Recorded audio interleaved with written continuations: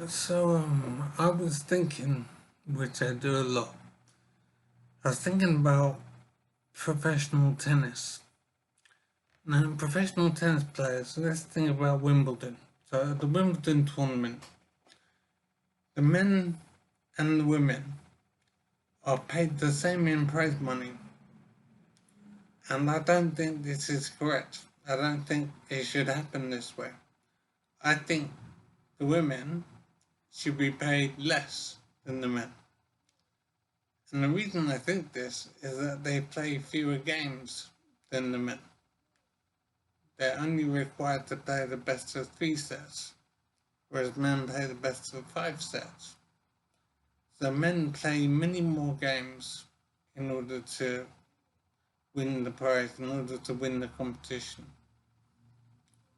So if men are required to play more games, they should be paid more, I would say. Women should not receive the same in prize money as men. It should be reduced. Now, one argument to say that it should be equal is that, yes, it's true that women play fewer games, and yes, it's true they play a lower standard. But in the interest of equality, it's only fair between the sexes that men and women should get paid the same.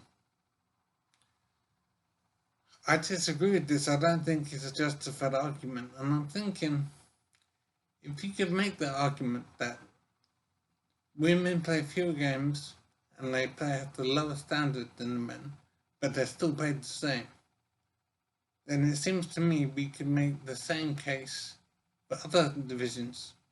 So we could have a competition for 10-year-olds. So we could have the men's event, the women's event, and then a 10-year-old event. And we could have the 10-year-olds battle each other and reach the final.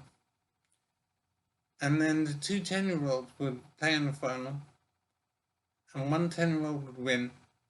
So should we pay that 10-year-old the same in prize money as we pay to the men and the women?